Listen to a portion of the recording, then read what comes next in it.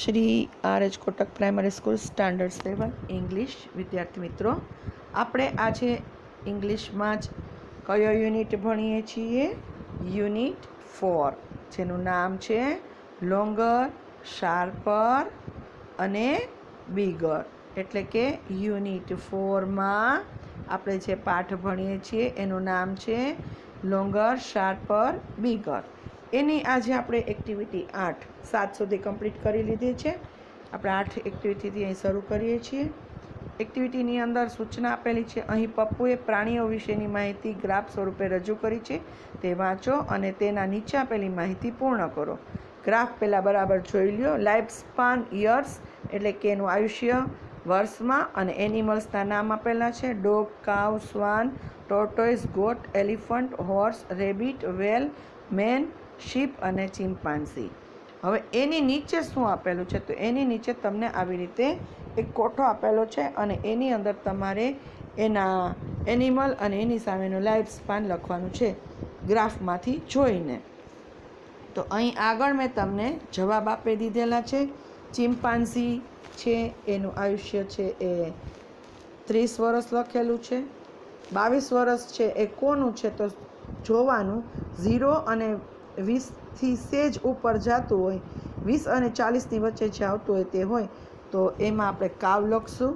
70 વર્ષ કીધું છે તો એની સામે આપણે જોઈએ તો એ જે પ્રાણી આવતું હોય એની સામે જુઓ તો 60થી 80ની વચ્ચે આવતું હોય એ પ્રાણીનું નામ છે એલિફન્ટ. પછી 9 વર્ષ કીધું છે તો 0 અને 20ની વચ્ચે આવે છે, 10થી થોડુંક ઓછું છે એટલે આપણે એમાં ડોગ લખશું.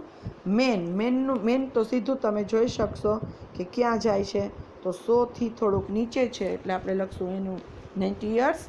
પછી 100 યર્સ કોનું છે? તો એ આપણે શોધવાનું છે. 100 વર્ષ સુધી આમ વયા જઈએ તો 100 લગભગ આવે છે શ્વાનમાં, એટલે આપણે એની સામે લખશું શ્વાન. પછી ટોર્ટોઇઝનું આયુષ્ય જોઈએ તો 140 અને 160ની વચ્ચે આવે છે તો આપણે લખશું 150 વર્ષ. ગોટની સામે જઈને જુઓ તો એ તમને 0 અને 20ની નીચે અડધું બતાવે છે એટલે આપણે લખશું એમાં 10 વર્ષ એટલે કે 10 યર્સ. હોર્સની સામે જઈને જોશો તો હોર્સ છે એ તમને ક્યાં બતાવે છે એ જોવો તો તમારે 60થી થોડુંક નીચું છે હોર્સમાં, એટલે આપણે એમાં લખશું 50 વર્ષ એટલે કે 50 યર્સ. અને શીપ છે, શીપની સામે જઈને જુઓ તો એ પણ તમને 0 અને 20ની લગભગ વચ્ચોવચ્ચ બતાવે છે તો આપણે એમાં લખશું 10 યર્સ. આ બધું એપ્રોક્સ લખવાનું છે. એપ્રોક્સ એટલે આમ તમારે એમ જોઈ લેવાનું કે આટલું એક્ઝેક્ટ તો તમને માપ મળશે જ નહીં, ધારીને લખી નાખવાનું છે. ઓકે, આ મેં તમને અહીં કોઠો ભરીને આપેલો છે. આ કોઠો તમારે તમારા પાઠ્યપુસ્તકની અંદર પેન્સિલથી લખવાનો છે. હવે આગળ જુઓ તો શું કહે છે? ઉપરની વિગતને આધારે નીચેના પ્રશ્નોના જવાબ આપો. એટલે જે વિગત આપણે જોઈ, કોઠો પહેલાં આપણે ગ્રાફ જોયો, ગ્રાફની નીચે આપણે કોઠો ભર્યો, કોઠા ઉપરથી હવે આપણે થોડાક પ્રશ્નો ભરવાના છે. અહીં તમને 3 પ્રશ્ન આપેલા છે, 3 અહીં આપેલા છે, એટલે કે 6 પ્રશ્નોના જવાબ તમારે દેવાના છે. ચલો આપણે 6 પ્રશ્નોના જવાબ લખીએ. પહેલાં 3ના જવાબ લખીએ. Who lives shorter life than the chimpanzee? Chimpanzee કરતાં ઓછી જિંદગી જીવવાવાળા. તો આપણે જેમાં કોઠો ભર્યો એના આધારે આપણે જવાબ આપીએ તો the cow, dog, got, sheep. આ 4 lives shorter life than the chimpanzee એટલે કે કાવ, ડોગ, ગોટ અને શીપ એ ચિમ્પાન્ઝી કરતાં ઓછી જિંદગી જીવવાવાળા છે. બીજું છે who lives longer than goat એટલે ગોટથી વધારે જિંદગી જીવવાવાળા કેટલા પ્રાણી છે? તો આપણે એમાં નામ લખશું: the chimpanzee, cow, elephant, man, swan, tortoise, horse, વેલ. એટલે આટલી વસ્તુ એમાં આપણે આટલા પ્રાણીઓના નામ આપણે એમાં લખશું: chimpanzee, cow, elephant, man, swan, tortoise અને horse lives longer than the goat. ત્રીજો પ્રશ્ન છે whose life span is shorter than the horse life span? કોની જિંદગી હોર્સના લાઈફ સ્પાન કરતાં નાની છે? તો chimpanzees, cows, dogs, goats, sheeps life span is shorter than the horse life span. આ રીતે આપણે 3 પ્રશ્નોના જવાબ અહીંયા લખ્યા છે. આ 3 પ્રશ્નોના જવાબ તમારે પેન્સિલથી શેમાં લખવાના? પાઠ્યપુસ્તકની અંદર. હવે ચોથો પ્રશ્ન જોઈએ. Whose life span is longer than the ships.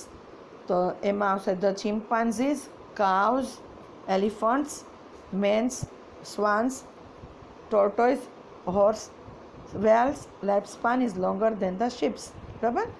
whose life span is shorter than the rabbits. તો એમાં the dogs, the goats, the sheep life span is shorter than the rabbits.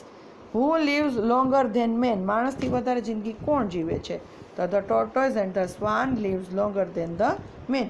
આપણે બધા એના જવાબ લખેલા હતા, એના આધારે આપણે આ પ્રશ્નોના જવાબ લખી લીધા છે. તમારે ખાલી મેં જવાબને બધું આપી દીધેલું છે, પણ તમારે પાઠ્યપુસ્તકની અંદર આજનું કામ લખી લેવાનું છે. Okay, done. ચલો હવે આગળ જોઈએ. એક્ટિવિટી 9 આપેલી છે. નીચે આપેલ રાઇડલ્સ વાંચી સાચા જવાબ સામે રાઇટની નિશાની કરો. આવું એક ઉખાણું તમે પણ બનાવો. આપણે અહીંયા લખેલું છે, 4 તમને આપેલા છે. 4 સ્પેલિંગમાં તમારે સાચો જવાબ છે એ લખીને ટીક કરવાનો છે. 4 પ્રશ્ન, એના વિકલ્પ આપેલા છે, વિકલ્પમાંથી જ ગોતીને લખવાનું છે. તો આપણે અહીંયા મેં તમને લખીને આપેલા છે. Activity 9. It is smaller than a rabbit and bigger than a rat. It is the enemy of the snake. What is it? એટલે સસલા કરતાં it is smaller than rabbit, સસલા કરતાં નાનું અને રેટ કરતાં મોટું છે. અને નાગનો એ દુશ્મન છે. તો એ શું છે એમ? તો અહીં કોબરા આપેલું છે, મંગૂસ આપેલું છે અને કેટ આપેલું. કેટ તો આવે નહીં, કોબરા નહીં આવે. તો આવશે શું જવાબ? બી, મંગૂસ. બીજો પ્રશ્ન છે, it is bigger than a sparrow. ચકલી કરતાં મોટું. And smaller than a crow. કાગડા કરતાં નાનું. Its colour is green. તેનો કલર લીલો છે. What is it?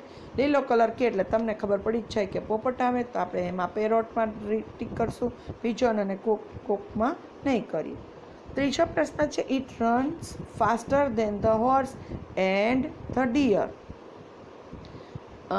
હરણ અને ઘોડા કરતાં ઝડપથી દોડે છે. It is wild animal. વિકરાળ પ્રાણી છે. It is heavy sharp claws and teeth. એના નખ છે એ એકદમ શાર્પ છે અને દાંત પણ જોરદાર હોય છે. તો વોટ ઇઝ ઇટ? એવું શું છે? તો ડોગ અને કેટ તો ન હોય તો શું આવશે? ચીતા. ઓકે.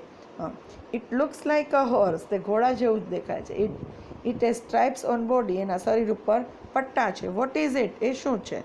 તો અહીં તમને વાઇલ્ડ એસ, પોની એ બે આપેલું છે. તો એના સિવાય ઝીબ્રા, તો ઝીબ્રાને જ પટ્ટા હોય એટલે એ પણ તમને એકદમ સરસ રીતે આવડી જાય. એટલે આ 4 પ્રશ્નો તમે લખ્યા. આ 4 પ્રશ્નો તમારે ટીક શેમાં કરવાના છે? શેમાં કરવાના? હવે તમને એમ કીધું છે કે એક ઉખાણું તમે પણ બનાવો. તો હું તમને એક ઉખાણું બનાવીને દઉં છું. તમારે જવાબ મને ગ્રુપમાં નાખવાનો છે. ઇટ લીવ્સ ઇન જંગલ. સાંભળજો વિદ્યાર્થી મિત્રો. It lives in jungle. It can run very fast. It has spots all over its body. What is it? જો ફરીથી વાંચું છું. ઇટ લીવ્સ ઇન જંગલ એટલે જંગલમાં રહે છે. It can run very fast. તે ખૂબ ઝડપી દોડે છે. It has spots all over its body. તેના શરીર ઉપર બધે ટપકા છે. What is it? આ શું છે? એનો જવાબ તમારે મને શેમાં આપવાનો? પર્સનલમાં મને આપશો ને? ઓકે. શું કહો છો?